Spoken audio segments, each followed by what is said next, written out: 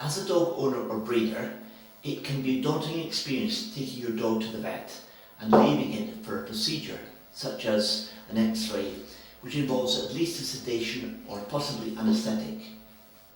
For X-raying under the Canine Health Scheme, we at Hampton Vet Centre try to reduce this anxiety by allowing you to stay with your pet during the process. This has two distinct advantages. Firstly, dogs are much more relaxed when their owner is present, resulting in less adrenaline being released in their bodies, which enables the sedation to have its effect much more rapidly and consistently. Secondly, you get a chance to see how it is done and see the results as soon as the radiographs are processed. Upon arrival, you will be greeted and asked a few pertinent questions. We also need to verify the microchip number for your dog for absolute identification. If he or she has not yet been microchipped, then we will have to do this if you intend the exposures to be submitted for official scoring. If you're not sure about your pet's recent weight, then we will weigh him so that an accurate dose of sedative can be prepared.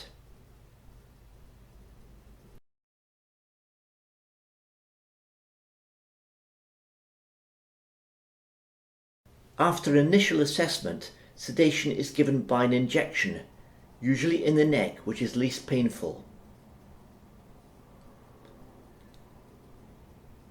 Sedation, which can take from 10 to 25 minutes to achieve its desired effect, gives us time to complete the scoring forms if these have not yet already been completed.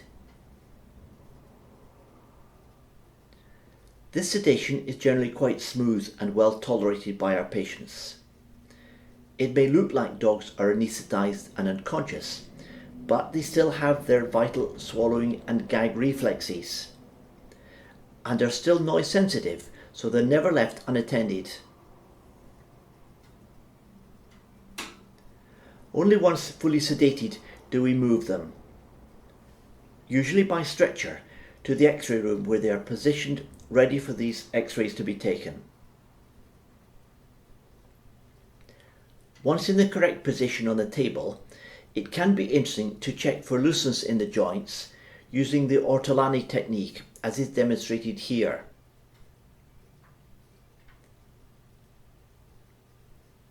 Correct exposures are chosen appropriate for the size of dog, and then you are asked to leave the room whilst one or more of these X-rays are taken. Finally, we position the dog carefully in the correct manner before we proceed.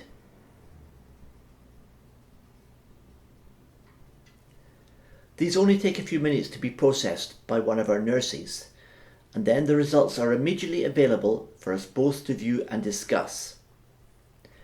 After taking these hip X-rays, we would normally proceed onto the elbows. To wake your dog up, a nurse administers the antidote by intramuscular injection, and your dog is moved back to the recovery area by stretcher again, with you present, so you're there when he or she wakes up.